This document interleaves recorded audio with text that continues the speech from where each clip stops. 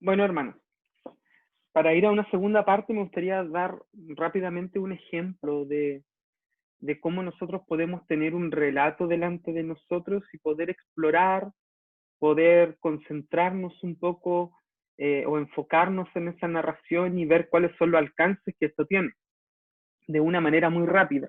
Como un ejemplo, voy a compartir primeramente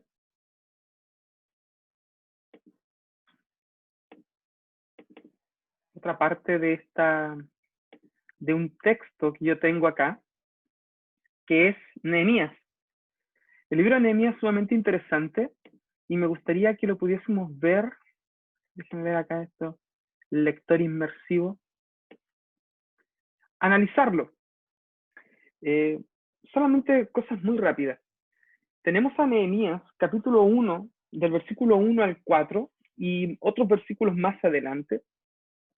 Y este es un libro del género histórico, del género narrativo, dentro de la escritura. El libro de Nehemías, que está en Esdras y Nehemías en nuestra Biblia, pero que en la Biblia hebrea eh, son solamente un solo libro. Este libro relata los sucesos ocurridos eh, una vez que el pueblo ya ha estado más de 70 años en el exilio. Primero fueron invadidos por Babilonia, luego también permanecieron mientras que otros reinos prevalecieron, y en algún momento el pueblo de Israel comienza a volver, con diferentes grupos empiezan a volver, y se nos cuenta la historia de Nehemías. Y si usted se da cuenta acá, me gustaría leer esto. Por ejemplo, nos dice en el capítulo 1, del versículo 1 al 4, palabras de Nehemías, hijo de Acalías, en el mes de Kisleu, en el año 20 del rey Artajerjes de Persia. Estando yo en la fortaleza de Susa, vino Ananí, uno de mis hermanos, con algunos hombres de Judá, y le pregunté por los judíos que habían escapado y habían sobrevivido a la cautividad y por Jerusalén. ¿Se dan cuenta? Que esta es una narración, es una historia. Nehemías incluso ya en primera persona dice que él estaba en la fortaleza de Susa y que un hermano de él vino junto con otros hombres que estaban en Judá y o que eran de Judá, mejor dicho, y que él les preguntó cómo estaban los hombres que habían escapado y que habían sobrevivido a la cautividad y que ahora habían vuelto a Jerusalén.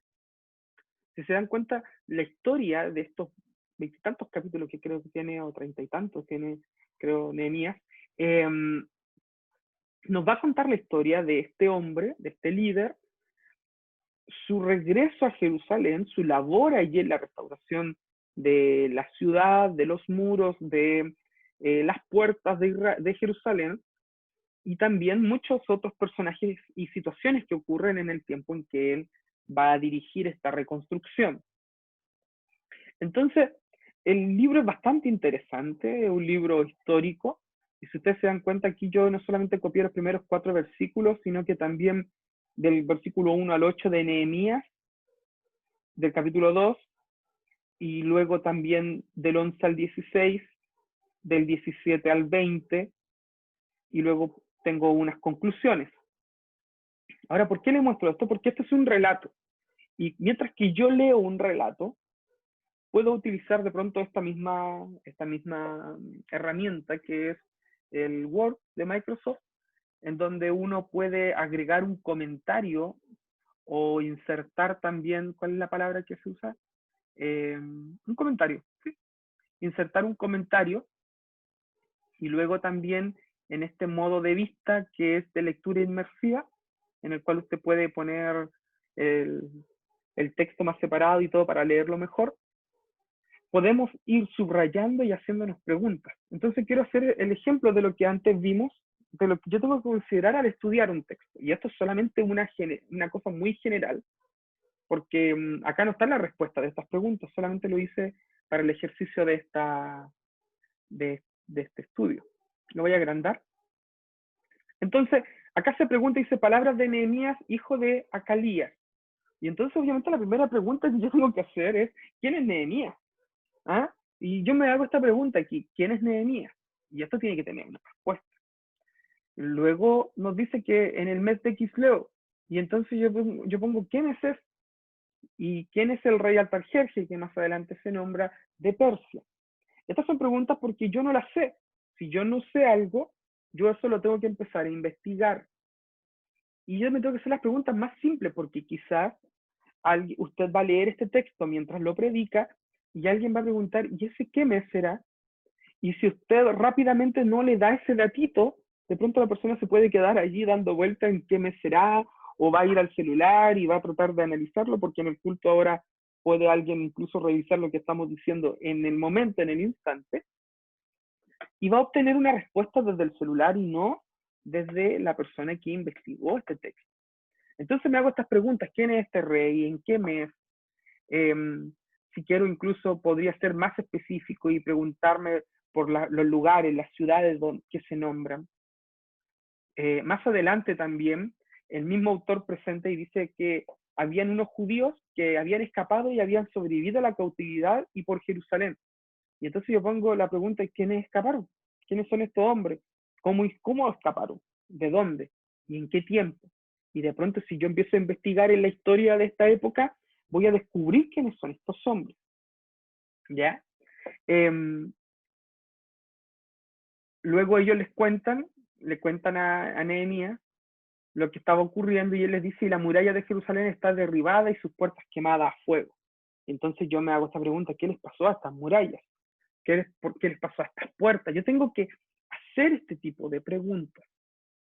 Aunque parezca muy obvio, aunque parezca muy evidente, o incluso si alguno de ustedes ya ha leído la escritura completa o tiene también de pronto algún conocimiento de historia de Israel, tenemos que volver a hacernos estas preguntas porque a veces damos por hecho algunas situaciones y no son tan así como nosotros pensábamos que era, o no ocurrieron en el tiempo en que pensamos que ocurrió. De hecho que Edra y Nehemías, si usted va a la Biblia, está ubicada eh, Edras, Nehemías, Esther, Job, Salmo, creo, en, el, en ese ámbito, antes de la primera mitad de la escritura. Pero resulta que por cronología o por tiempo, estos libros debiesen estar ubicados incluso después de muchos profetas menores. Antes que Malaquías sí, pero antes que muchos profetas menores. Entonces, si usted no sabe en qué época está ocurriendo la historia de Nehemías, de Edra, de Zorobabel, entonces no va a perder mucho de lo que está ocurriendo. Entonces, cuando oí estas palabras, dice el autor, me senté y lloré, hice duelo algunos días y estuve ayunando y llorando delante de Dios del cielo. Y miren, acá yo no me hago una pregunta, sino que me pongo en la situación de Nehemías, que él está en tristeza, en duelo, en búsqueda, en ayuno, en oración. Yo trato de interiorizarme con el dolor de Nehemías cuando voy leyendo este relato. Luego más adelante él vuelve a decir que ocurrió en el mes de Nisan y de pronto la respuesta del rey va a llegar unos meses después o un mes después, dependiendo de la investigación, al, al conocer Nehemías la situación. Y se nos dice nuevamente que yo nunca había estado triste en su presencia, pero en ese momento él sí lo estaba, delante del rey. Y el rey le preguntó por qué estaba triste. Entonces yo acá pongo un tiempo después, él continúa en su tristeza. O sea, esto no fue un lamento momentáneo, sino que esto estuvo con él durante mucho tiempo en su corazón y esto ya estaba afectando incluso su apariencia, su ánimo, y esto llamó la atención del rey. Vamos un poquito más adelante. Finalmente el rey le pregunta qué es lo que ocurre y él le cuenta la situación y el rey le pregunta entonces qué quieres hacer. Y él dice: yo quiero ir y quiero reconstruir lo que está destruido. Y el rey no solamente le da permiso para ir, sino que también le da los materiales para hacerlo. Y dice: y le agradó al rey enviarme y yo le di un plazo fijo. ¿Ah? Entonces la pregunta que yo me hago acá es: ¿qué hizo que el rey permitiera a Nehemías ir? Y de pronto tengo que empezar a conocer un poco el corazón o la vida de este rey, investigando, ver cuál era la relación entre un rey y un copero, en el caso de Nehemías, ¿cierto? Que era alguien que servía. Copero es una manera de decir, pero también Nehemías era un tipo de mayordomo, como José, de pronto en la casa de Potifar, o también como Daniel, de pronto como un consejero. Bueno, este era no solamente un copero, alguien que le sirve una copa o que probaba la copa, sino que también funcionaba como un mayordomo importante de confianza de los reyes. Y entonces la pregunta es, ¿qué hizo que este rey, el emperador de Persia, respondiera tan positivamente a la petición de Nehemías? ¿Ya? Te llama la atención. ¿Qué hizo que permitiera a Nehemías ir? Sigo avanzando y dice de nuevo que el rey me concedió porque la mano bondadosa de mi Dios estaba sobre mí. O sea, Nehemías tiene conciencia que Dios está dirigiendo la obra que él ahora está relatando. Esto es importante porque no es solamente una historia, esto es un suceso de Dios actuando a través de un hombre. Finalmente, el que reconstruye ese templo, el que reconstruye esas murallas, esas puertas, bueno, Nehemías no estuvo tan involucrado en la reconstrucción del templo, pero sí en la reconstrucción de la vida nacional de Israel, luego de volver del exilio, es Dios, no solamente Nehemías, es Dios a través de él. El relato continúa, él va, sale en camino allá, dice, llegué a Jerusalén, y esto es importante, pero no informé a nadie lo que mi Dios había puesto en mi corazón que hiciera por Jerusalén. Y aquí yo hago otro comentario. Nehemías aún no explica su misión, y de pronto por prudencia, por temor, por timidez, no sé. Son solamente comentarios que después tienen que ir complementándose con mi investigación. Pero esta es mi primera lectura. Luego él dice que salió de noche por la puerta del valle hacia la fuente del dragón y hacia la puerta del muladar, inspeccionando las murallas de Jerusalén que estaban derribadas y sus puertas que estaban consumidas por el fuego. Y sigue. Y entonces la pregunta que yo me hago acá es, ¿puedo encontrar detalles del recorrido de Nehemías? De pronto esta información no me va a ser tan útil para predicar, pero sí me va a ser muy útil para interiorizarme mucho del contexto de algo que yo voy a predicar en el futuro. Por eso que es importante.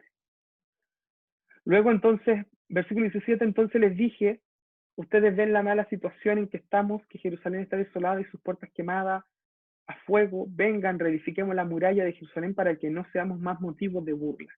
Y yo nuevamente comento acá, Nehemías lo moviliza, ¿qué? ¿Qué está motivando a Nehemías? ¿Solamente tristeza? No creo.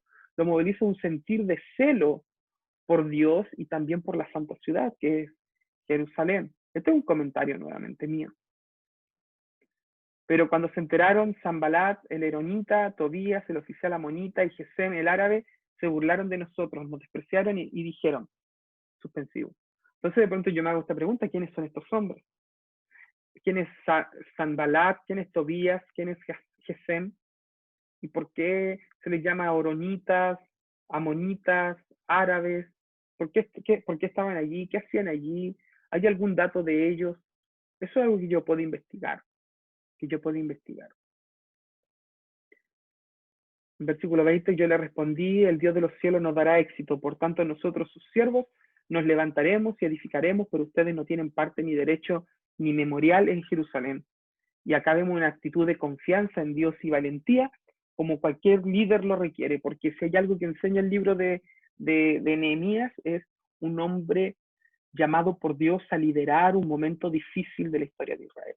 Es parte del centro de la enseñanza de este libro. Entonces yo, al final de leer este párrafo, que es solamente un análisis bien somero, bien rápido, llego a estas conclusiones, dato histórico y teológico, cosas que me van a servir, cosas que van a ser de vital importancia para en el futuro predicar. Uno, los sucesos ocurren después del exilio anunciado por los profetas. El exilio que vive Israel fue un juicio de Dios contra Israel. Y esto ocurre después que ya ha pasado ese juicio, ¿cómo va a ser esta restauración? Me pone ya en un contexto. Inicia la restauración de Israel como Dios lo había prometido. Dios prometió a lo largo de, o sea, prometió por medio de los profetas, no solamente juzgar, sino que restaurar las naciones.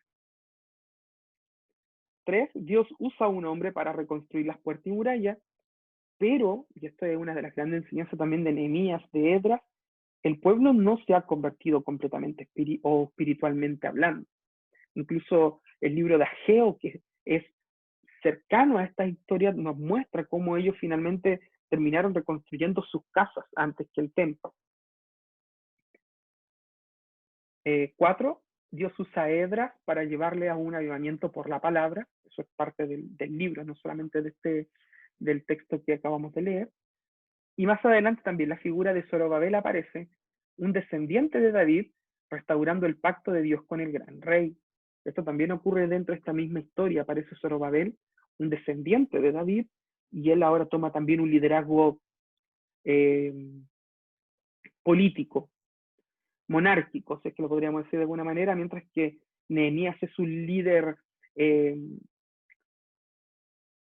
de la práctica, es un líder de la motivación, es un líder administrativo, y Esdras un líder espiritual de la palabra. Zorobabel se levanta como un líder político.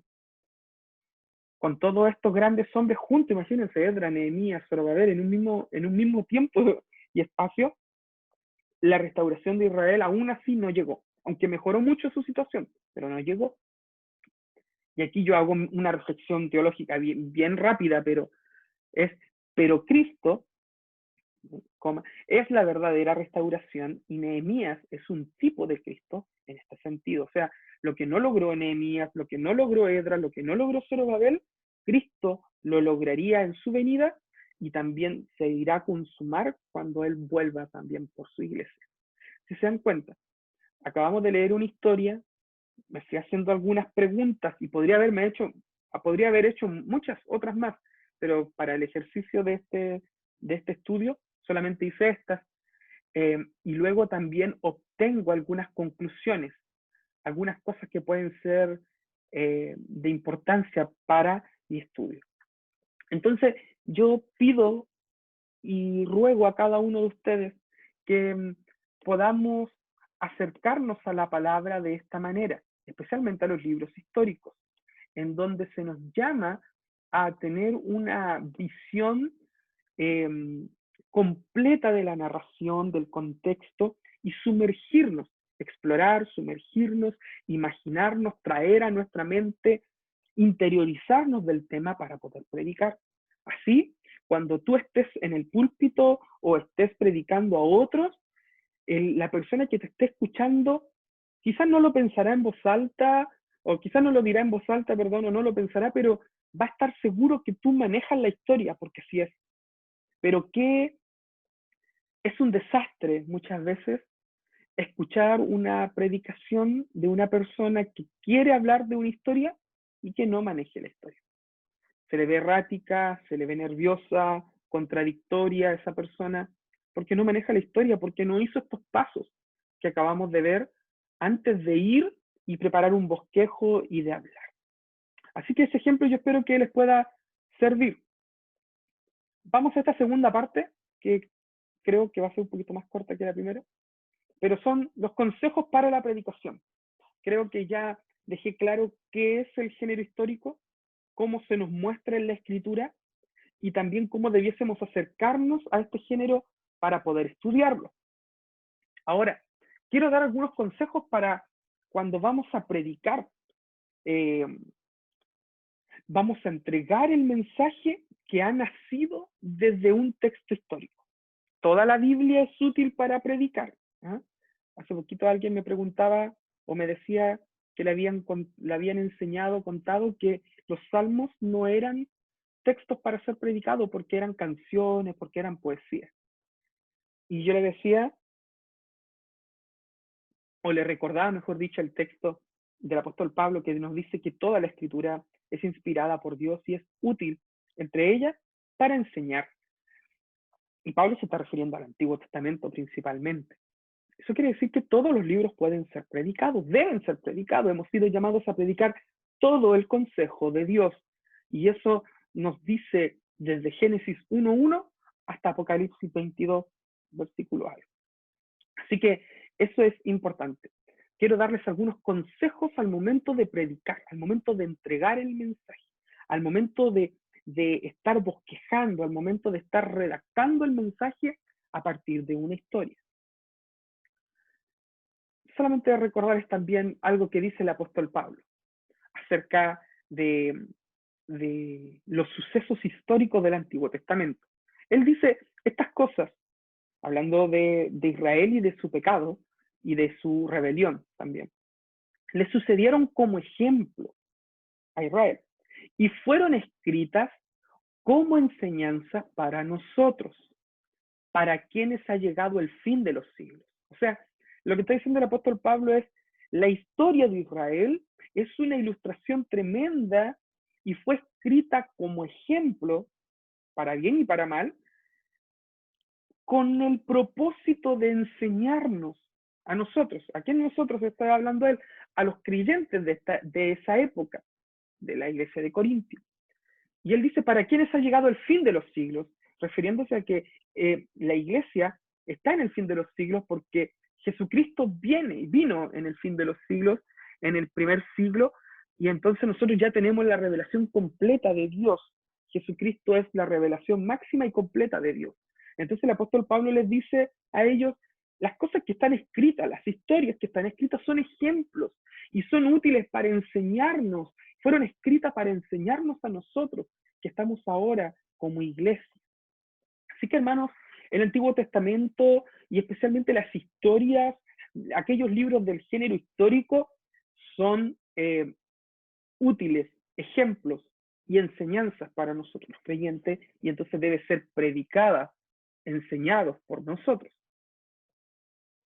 para edificación de los demás. Entonces, les quiero hablar un poquito acerca de esto, de consejos para la predicación. ¿Cómo nos preparamos? La preparación. La preparación del mensaje. Primero, la investigación. Ya hemos visto un poco de qué trata. El predicador debe informarse de todo lo relacionado con la historia, los personajes y su lugar en la revelación de Dios. Esta es su obligación. Este es mi deber.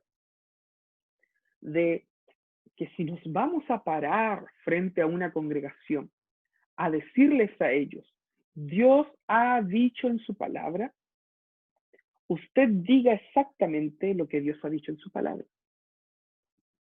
Y para decir lo que Dios ha hecho lo que Dios ha dicho en su palabra, usted debe investigar. Usted debe investigar. Esto es así. Si no investigamos, no podemos comprender muy bien lo que vamos a predicar. Segundo, en la preparación vamos a encontrar el fundamento.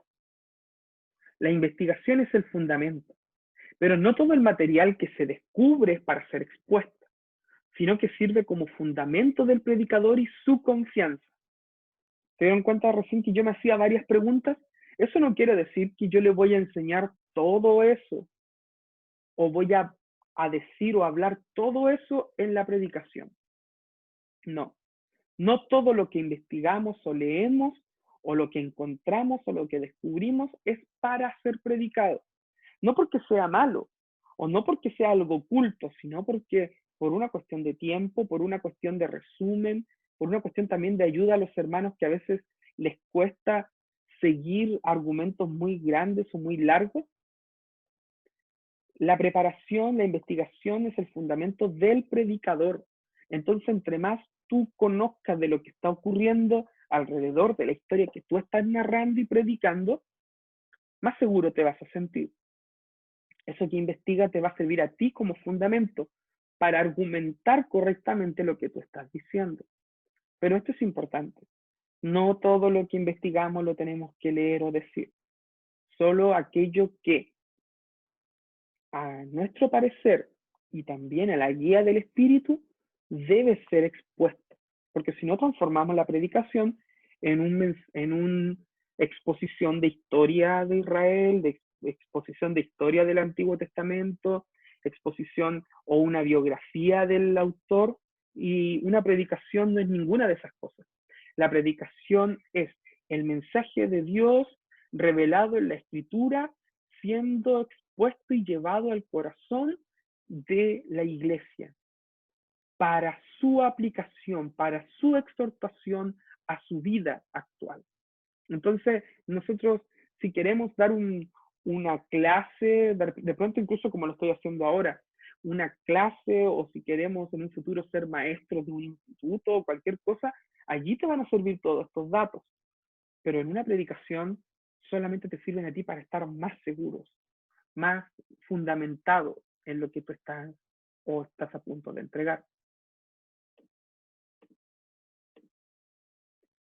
Impacto personal. El predicador debe meditar en cómo la historia bíblica lo impacta personalmente y cómo podría hacer sentir a los demás.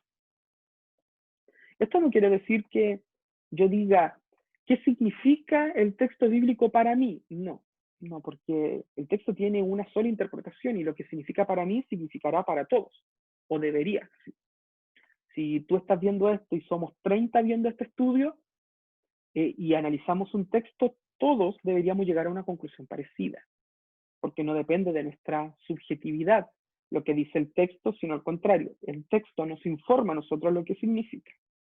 Pero sí el predicador debiese analizar cómo esta historia lo está impactando personalmente, cómo lo está movilizando, cómo lo está haciendo sentir, porque de la misma manera en que le ocurre a él, lo hará con otras personas, o por lo menos parecido. Sabemos que cada persona tiene su propia experiencia y algunas historias les gustan más. Hay personas que aman la historia de Job porque han tenido una historia parecida. Hay personas que aman la historia de Moisés también por lo mismo. Hay personas que aman la historia del apóstol Pablo o del apóstol Juan porque se ven identificados en ellos. Pero nuestra labor es poder también sentir o saber de qué manera el texto me está impactando a mí y también cómo esto podría hacer sentir a los demás. Así que mientras que nos preparamos, investigamos, formamos el fundamento de nuestra predicación y también vamos meditando, pensando en lo que esto me hizo sentir a mí, me hizo sentir y también lo que puede eventualmente hacer sentir o entender a los demás. Este es mis consejos para la preparación acerca del género histórico. Luego tenemos la entrega. Esto quiere decir al momento de predicar. Controlar. Este es el primero. Todo el proceso de preparación tendrá el fruto en cuanto controlamos la entrega de la narración y de la información que le rodea. Lo que recién yo hablaba, que si usted ha investigado, ha fundamentado su interpretación en la escritura y en el contexto, y además ha lidiado con esta historia en su mente, en su corazón, lo ha conectado también con su historia personal, lo más probable es que al momento en que usted entregue la predicación, usted va a estar al control total de la historia. Y ojo con las palabras que estoy usando, control total de la historia, no estoy diciendo control total de la predicación, porque siempre contamos con que el Espíritu está controlando nuestras vidas, o guiando, mejor dicho, esa es la palabra. Pero usted controla la situación, controla los tiempos, controla la manera en que va a ir entregando la información, no va a entregar todo de una, va a ir entregándolo así como usted lo fue entendiendo también, va a ir haciendo relaciones con otros textos, se va a sentir tranquilo porque conoce el comienzo, el desarrollo y el final de la historia. Entonces la entrega debe ser controlada, porque al ser historias tan largas, de muchos capítulos, es fácil que nos perdamos. Es fácil que perdamos de vista la historia de José, la historia de Moisés, la historia de David, la historia de Daniel. La podemos perder de vista porque son relatos que nos están hablando de muchos años de la vida de estos hombres. Así que la entrega es importante que no solamente se note, sino que exista control del texto y control de la historia. Además debemos enfocar, al momento de entregar la palabra debemos centrarnos y guiar a la hermandad a enfocarse a los sucesos importantes de la historia. Si usted conoce la historia, entenderá que hay algunos elementos que son importantes y otros elementos que no son tan importantes. Y si usted tiene 30 minutos, 45 minutos, una hora para predicar y usted quiere tomar una narración muy larga, tendrá que enfocarse en aquellos elementos que van a ser útiles para su predicación. Entonces, esto es sumamente importante. A veces gastamos mucho tiempo en significados de nombres, ¿sí? Porque a veces nos gusta buscar que este nombre significa tal, José significa tal, Moisés significa tal cosa.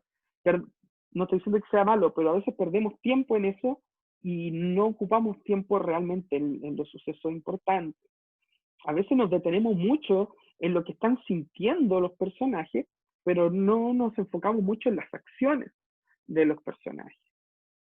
En muchas oportunidades también hacemos mucha referencia a lo bueno, a lo malo que es la persona y no nos centramos en lo que está ocurriendo en la historia. Entonces, centrémonos y guiemos a la hermandad a enfocarse en los sucesos que son importantes de la historia y así también poder entregar una exhortación adecuada, porque su exhortación va a nacer de las conclusiones que usted saca de esos sucesos. No se olvide que está predicando un mensaje histórico, un mensaje narrativo, y entonces la entrega del mensaje va a depender de los sucesos a los cuales usted puntualiza específicamente. Esto también lo vamos a ver en específico en otros tipos de géneros como la parábola, en los cuales perdemos a veces mucho tiempo en los símbolos que a veces nosotros creemos haber encontrado, pero en realidad estamos perdiendo el foco del mensaje. Y el conectar. El texto no se encuentra aislado en un contexto, el texto no se encuentra aislado de un contexto inmediato y otro mayor. Lo primero, la historia que usted está contando no está en la nada, es parte de una historia más grande, de la historia de Israel, de la historia de la humanidad y de la historia de la salvación de Dios en el mundo, si se da cuenta. Por tanto, es trabajo del predicador conectar la historia con todos sus contextos.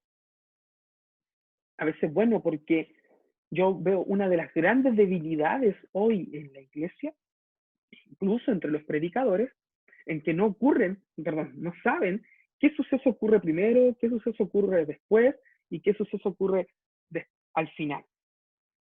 Tenemos un enredo, no sabemos en qué parte de la historia encaja Elías, en qué parte de la historia encaja, por ejemplo, Jeremías, en qué parte de la historia encaja Oseas, en qué parte de la historia encaja Timoteo, en qué parte de la historia Pablo está. No sabemos, a veces tenemos una mezcolanza de historias, pero no la hemos ubicado cronológicamente hablando. Y la misión del predicador entonces es conectar esta historia con lo que está ocurriendo alrededor, qué ha ocurrido anteriormente, qué pasará después en el futuro. Y todo esto de manera ordenada y controlada puede ayudar mucho a la iglesia a poder comprender mejor los sucesos que nosotros estamos enseñando. Así que esto es lo primero, la preparación. Usted puede allí revisarlo. La entrega, puede también volver a revisar el video. Y ahora vamos a la exhortación.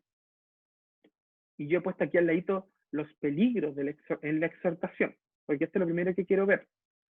Que a veces hay algunos vicios al momento de predicar y de exhortar el mensaje que se encuentra en los textos narrativos o históricos del Antiguo Testamento en especial. Y quiero partir con los peligros y luego ir hacia un modelo adecuado de exhortación. ¿Qué es exhortar? Es hacer un llamado, es movilizar, es rogar a los oídos de aquellos que están escuchando el mensaje de su predicación hacia una acción o hacia la consideración de un principio que de pronto hemos olvidado. Esto es exhortación, moverte, es sacudir un poco, primero la mente y luego el corazón también de las personas. ¿Cuáles son los peligros al momento de exhortar o al momento de aplicar los textos históricos a la vida? El primero, contextualización errada. Este es lo primero. Este es un gran peligro.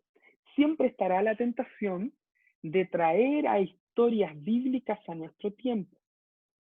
En ese apresuramiento, muchas veces perdemos el sentido de la historia. Esto es muy fácil de ver dentro de las predicaciones de los jóvenes. Los jóvenes cometen harto este error. Que al momento de predicar, cuentan la historia o leen la historia y rápidamente la quieren traer a estos tiempos, modernizar la historia. Y en ese modernizar la historia solamente logran perder el sentido de la historia, porque la historia tiene sentido en su contexto, antes que traerlo a nuestras vidas. Así que lo primero que tenemos que hacer es una contextualización correcta, es decir, ver que Dios escribió ese texto para unas personas determinadas y que el mensaje que esas personas recibieron es el mensaje normativo, es el mensaje original de lo que Dios quiso decir. Y que cualquier cosa que nosotros queramos exhortar a los hermanos del siglo XXI debe pasar por la interpretación que se le dio al texto en ese momento determinado. Así que siempre corremos el peligro de esta contextualización errada. Otro peligro, identificación. Otro peligro es apresurarse en demandar a la iglesia imitar o no imitar a los personajes de la escritura sin considerar el contexto y su lugar en el plan de Dios. Y esto también yo lo veo harto en personas que predican a jóvenes, no solamente en jóvenes, personas que predican a jóvenes, que leen la historia y entonces concluyen rápidamente lo que es bueno y malo y entonces demandan a la iglesia hacer lo mismo que ellos. Pero esto de verdad que no era la misión de la historia cuando Dios la escribió. Recordemos lo que dice Pablo, que sirven de ejemplo, pero para enseñarnos, es decir, para que alguien tome esa historia y la pueda aplicar adecuadamente a nosotros, no para que nosotros imitemos o no imitemos. Obviamente un extremo de esto sería pensar que lo que hoy día ocurre, ¿cierto? Vemos a David luchar con Goliat y entonces decimos Goliat es un gigante, representa los problemas, David es el hijo de Dios y entonces hacemos la exhortación rápida. Tú eres David y Goliat es el gigante, tus problemas son los gigantes y tú tienes que derrotar a los gigantes. Una conclusión, una contextualización errada por primera y luego también yo me apresuro a demandar a la iglesia algo que de pronto el Nuevo Testamento nunca dice, y nunca vemos al apóstol Pablo, a Pedro, a Jesús, hablando de que hay gigantes y que esos gigantes deben ser derrotados como David, porque la Biblia no dice eso, porque la historia no dice eso, no fue escrita para decir eso. La historia tiene otra exhortación, y no quiero entrar en detalle de cuál es la exhortación, de pronto les invito a poder ustedes llegar a una conclusión personal, pero les digo al tiro, no es esa, no es esa. Y lo mismo con muchas historias de la Biblia, incluso cuando pedimos a otros ser los Elías de este tiempo.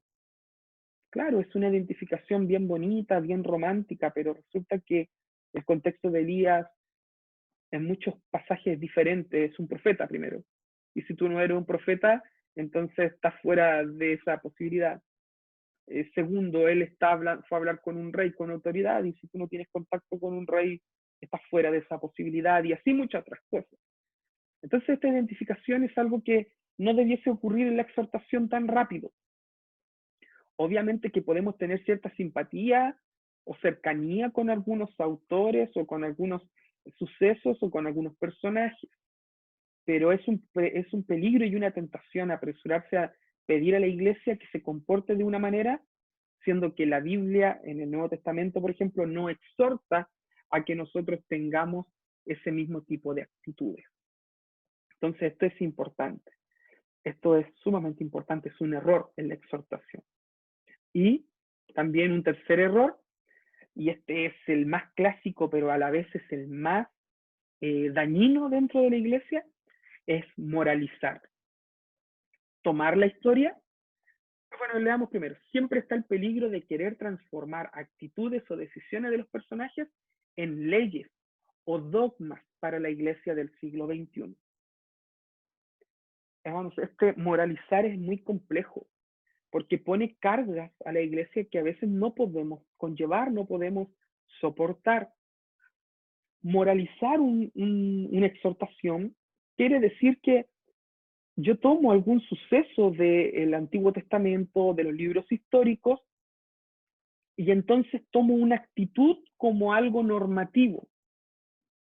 Tomo la actitud de un personaje como algo, como un mandamiento para nuestras vidas. ¿Mm? Eh, un ejemplo sería, eh, no sé, demandar que nosotros tengamos una actitud como la de José y, y le decimos a las personas, mira, si en tu trabajo te echaron, eh, tú tienes que ser como Josué, perdón, no como José, como Josué, e ir a ese lugar y imponer tus manos sobre ese lugar o dar unas vueltas. Sería una tontera. Yo creo que nadie haría caso a ese tipo de exhortación. Y esas son las exhortaciones más ridículas. Pero hay otras más complejas, como por ejemplo, eh, no sé, pedir a alguien que sacrifique su vida por lo que cree, solamente dando como ejemplo a alguien del Antiguo Testamento. Esto sería un peligro. Moralizar también significa tomar una actitud de alguien como que esto fuera una ley. Por ejemplo, los nazarenos los nazarenos se abstuvieron de cortarse el pelo, de tomar sidra, de acercarse a un muerto, y uno dice, oye, mira qué bueno ese voto que ellos hicieron, la iglesia también está llamada a santificarse de esa manera, así que no nos cortemos el pelo, no nos cortemos la barba, aunque yo parezco que estoy cercano a ese voto, pero luego va a cambiar eso, a no beber ningún tipo de sidra, de vino, y también a no contaminarnos con nada impuro, un animal muerto, una persona muerta. Eso sería moralizar, es tomar una situación y hacerla o hacer la obligación para la iglesia de hoy. Moralizar también es tomar el sabbat o el sábado judío y querer que nosotros los cristianos la vivamos hoy. Moralizar también es tomar los textos de Levítico en donde se pide que vistamos de una manera, nos vistamos de otra manera, que comamos de una manera y decirlo, estos son leyes para nosotros hoy. Eh, Incluso algunas personas cayendo ya en el ridículo completo, toman el ejemplo de Abraham y otros hombres de la Biblia que tienen varias esposas y ellos dicen, bueno, yo creo en esto y como ellos tuvieron varias esposas, yo también voy a tener varias esposas. Entonces, esto es moralizar, esto es identificar y esto es contextualizar erradamente una exhortación. Entonces hay peligros constantes de, de cuando leemos el Antiguo Testamento pedir a la gente que haga lo mismo. Que hizo David, que hizo Salomón, lo mismo que hizo Noé, lo mismo. Y hay que tener ojo con eso porque ellos hicieron y tuvieron ciertas actitudes en un contexto específico. Y quiero dar el último ejemplo. David manda a traer el arca del pacto a Jerusalén. Cuando ésta entra, él va allá y danza. Danza porque él está viendo en, en la representación de el arca del pacto el cumplimiento de la promesa de Dios a él. Dios le ha prometido que de él va a salir el rey más grande de toda la historia, que su reino nunca va a ser cortado, siempre sus hijos estarían en el trono. Y él ve la presencia de Dios entrar a ese lugar como una confirmación del pacto. Él desciende o va allí donde está el arca y él comienza a danzar y recordamos la historia en donde él se despoja de sus ropas reales, es decir, él cumple un acto de humillación y danza delante de del arca. No se nos ocurriría a nosotros tomar esa historia como un fundamento eh, normativo o de ley para uno danzar de esa manera, para sacarnos la ropa o nuestras ropas de esa manera. Entonces, la gente que hace, toma esa historia, incluso su esposa, Mical, se ofende un poco o le da vergüenza esta situación y él responde que él por causa de Dios se haría aún más vil. pero su respuesta es la respuesta de David, no es la respuesta que nosotros debiésemos dar para todo. O sea, que cada vez que nosotros hagamos el ridículo, el ridículo frente a alguna situación, o incluso dentro de la iglesia, vamos a justificarlo por el hecho de que nosotros no vamos a ser más viles, igual que David. Entonces, hay peligros importantes de, de justificar leyes o exhortaciones a la gente de las historias. ¿Ah? Por ejemplo, viene Abraham y él tiene un pacto con Dios, ¿cierto? Y Dios toma ese pacto y también Isaac es parte de ese pacto y Jacob igual. Jacob en algún momento lucha con Dios. Jacob en algún momento presenta holocausto, pero nosotros no somos llamados ya a hacer eso. Eso ya ocurrió, tuvo su tiempo. Nuestras exhortaciones a nuestra vida espiritual han pasado por Cristo y también han pasado por la mente de los apóstoles, y entonces ahora hay una exhortación para la iglesia. Entonces estos son los peligros: contextualizar de manera errada, identificarnos de manera apresurada con los personajes del Antiguo Testamento, de los libros históricos y con sus acciones, y también tomar sus respuestas como las respuestas adecuadas. Bueno, les recuerdo que los personajes del Antiguo Testamento también se equivocaron mucho, y algunas cosas que nosotros creemos que son buenas son equivocadas. Queda muy poquito, pero quiero recordarle lo que dice Lucas. Lo anterior era los errores que a veces tenemos. ¿Y por qué cometemos este error? La respuesta es simple. Porque vamos a la historia, vamos a los libros históricos, pero no consideramos a Jesucristo. No consideramos el cambio que significó la venida de Cristo para todo lo que el Antiguo Testamento podría significar para los judíos, y no pasamos el filtro a través de Cristo.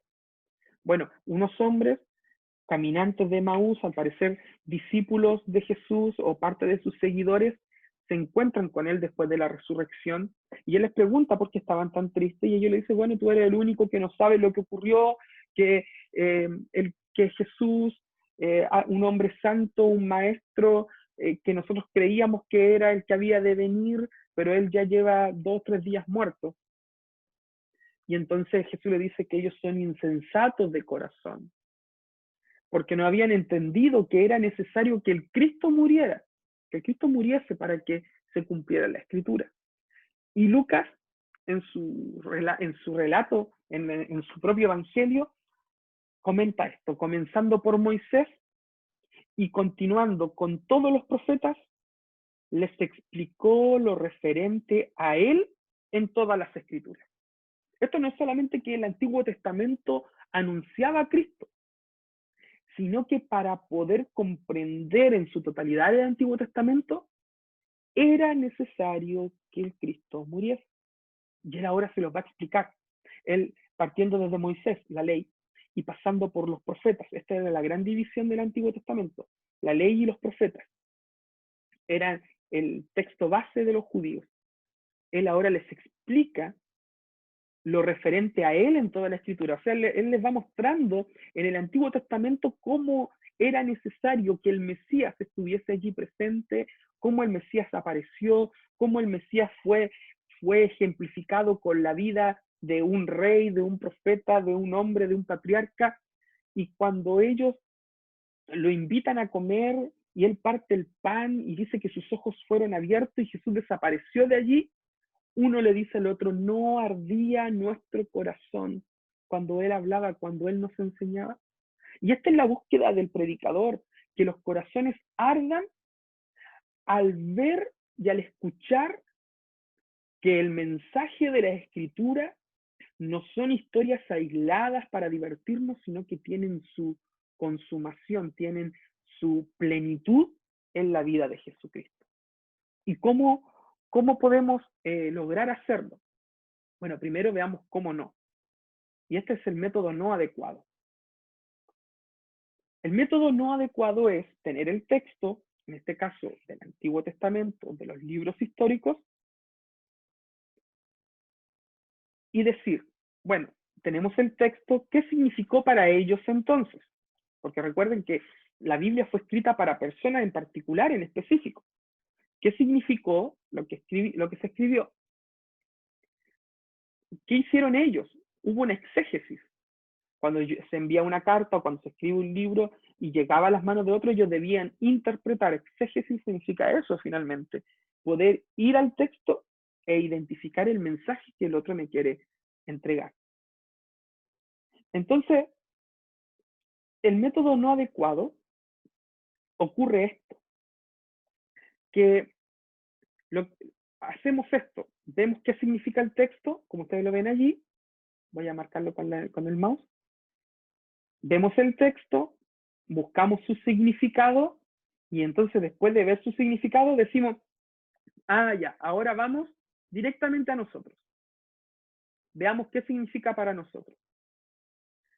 Y lo inadecuado de este método es que podemos caer en dos grandes errores. Uno, que esto sea algo meramente intelectual, es decir, que tú te informes de los sucesos que ocurrieron en el Antiguo Testamento y que digas, hoy tengas una opinión. Ah, fue bueno, fue malo, qué tremendo, oye, qué rebelde Israel, oye, qué buena onda Abraham.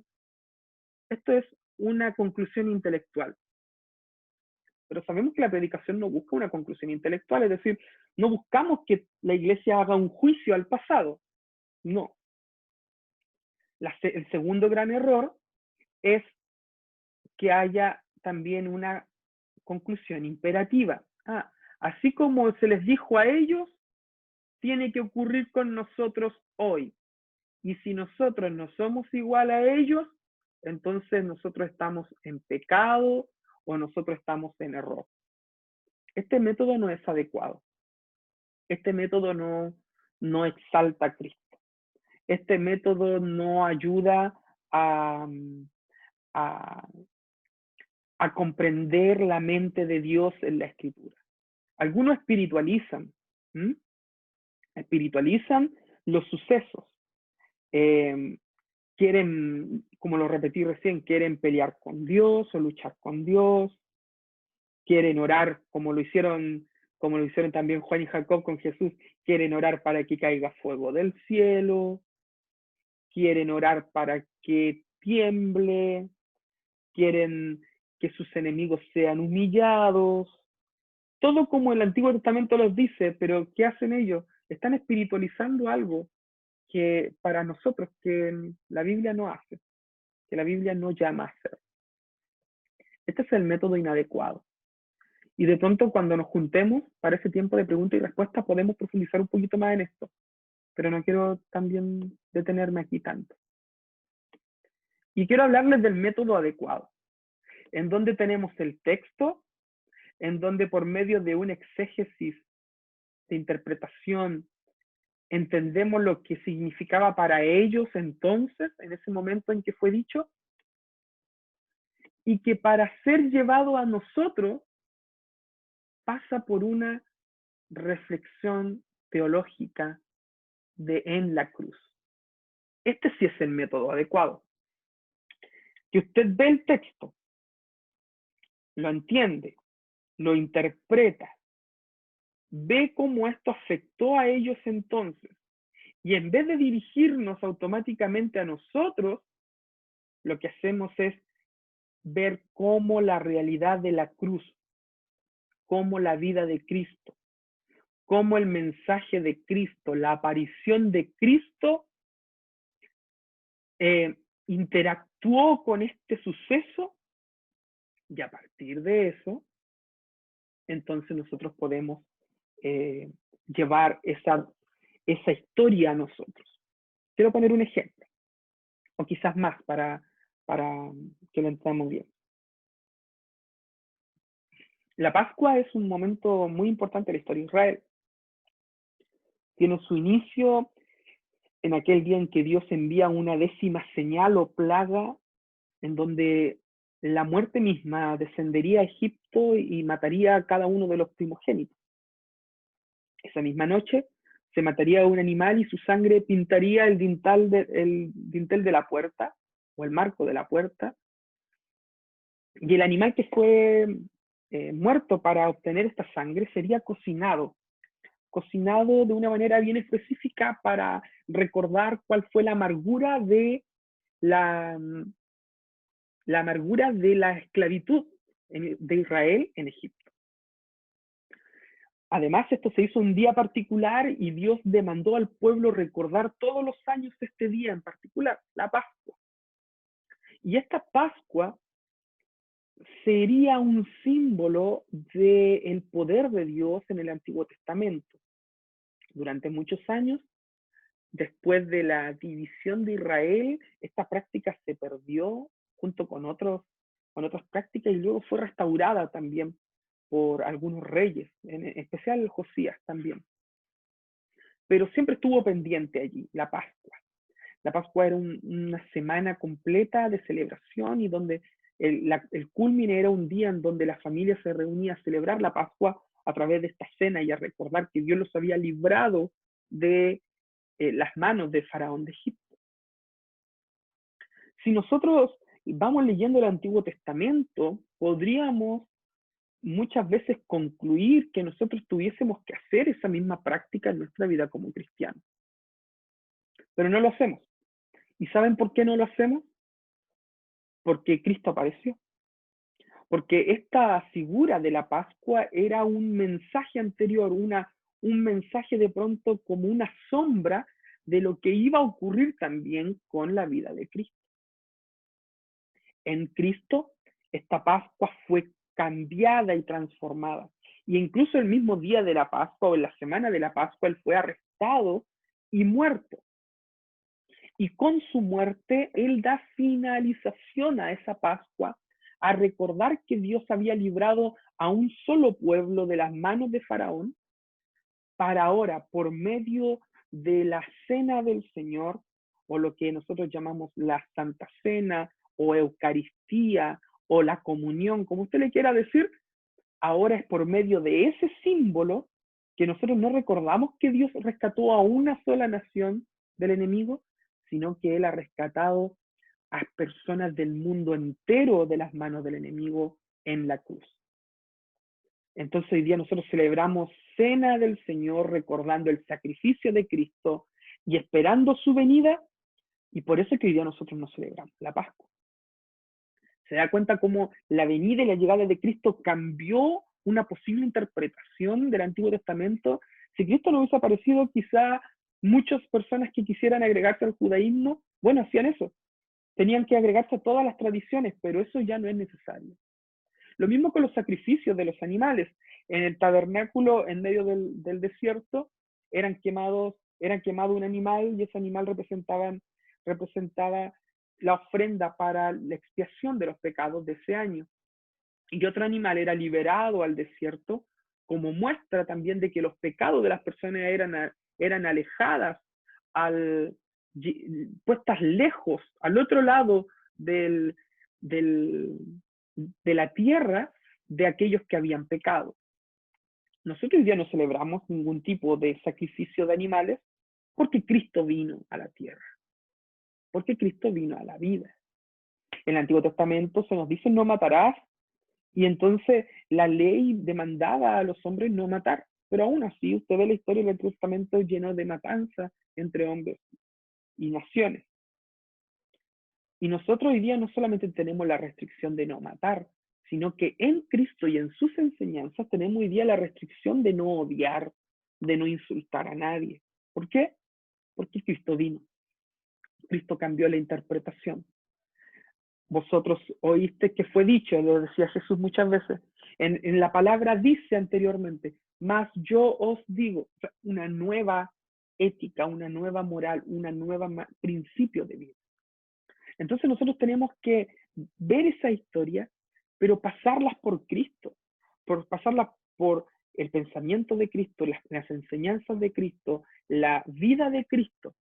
Y cuando nosotros hacemos una reflexión teológica adecuada, entonces nosotros en el ahora podemos tener una adecuada interpretación de las historias del Antiguo Testamento.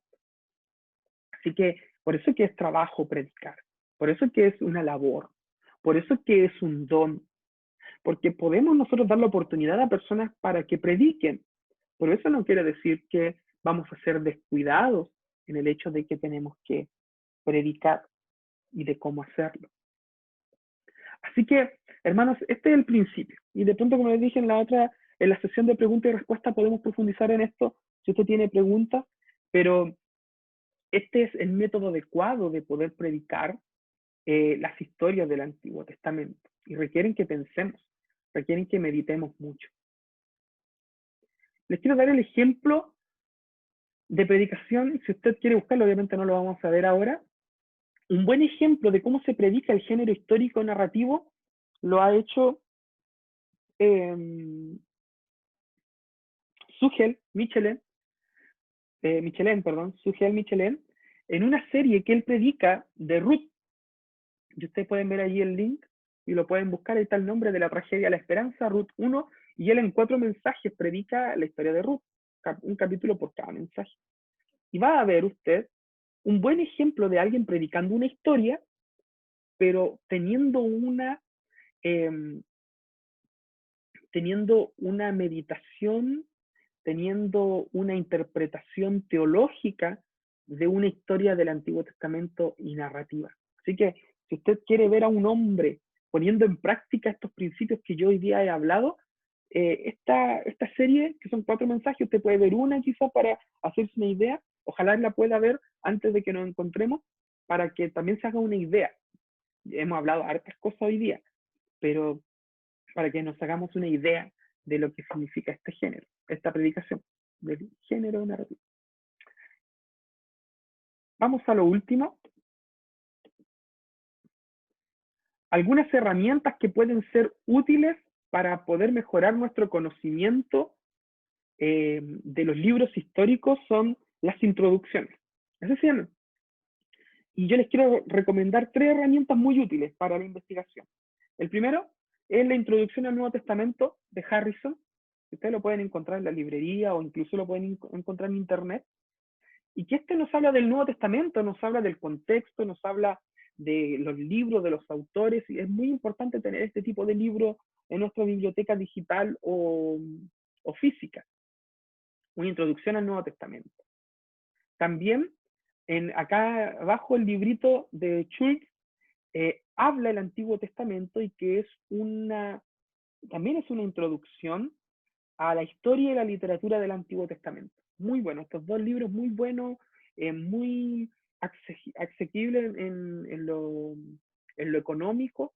Así que si usted quiere comenzar una buena biblioteca, yo creo que estos libros son muy buenos. Y este manual, el manual bíblico de MacArthur, que también es muy útil porque es un estudio introductorio de cada libro de la Escritura. Mientras que estos 2 nos hablan de los 2 testamentos en general, y también va a ir hablando obviamente por capítulo. Este libro, el de MacArthur, nos habla en específico de cada uno de los libros de la Biblia y nos da como un resumen del autor, del contexto histórico, de las palabras importantes, de los asuntos teológicos que se tratan, los atributos de Dios que se destacan. Así que estas 3 herramientas, si usted usa estas 3 herramientas, pueden ser muy útiles para predicar tanto el género histórico como en un futuro también los otros géneros que vamos a ver más adelante, el sapiencial, el profético, los evangelios, las parábolas, las cartas. Estas 3 herramientas son muy útiles y un muy buen comienzo para eso. Y también me gustaría hacer algunas conclusiones. Conclusión 1 es que Dios se ha revelado a sí mismo por medio de las Escrituras. Esta se encuentra escrita en el lenguaje humano, el cual se expresa en muchos géneros literarios. Uno de ellos, el histórico. Uno de los géneros es el género histórico narrativo y posee características y peculiaridades que hay que tener en cuenta. Y es eso que hemos dedicado todo este tiempo. La historia, los personajes, cómo interactúan unos con otros, el conflicto y la resolución de elementos importantes. El predicador tiene que empaparse de la historia general de las Escrituras para comprenderla individualmente. Y este es un llamado. Ojalá que usted pueda ir pensando en cada una de estas conclusiones. Y la predicación es un texto, perdón, la predicación de un texto histórico narrativo debe buscar informar, ilustrar y principalmente exhortar por medio de la historia y de una reflexión teológica. El método adecuado es conectar al creyente del siglo XXI con la historia bíblica a través del plan de Dios y la cruz de Cristo. No, no traer la historia a lo moderno, sino que nosotros ir al pasado, pero mientras que vamos trayendo ese conocimiento del pasado, pasar por la cruz de Cristo para que nuestra idea de lo que allí se ha dicho sea limitada, trabajada por el maestro de los maestros, que es Jesucristo.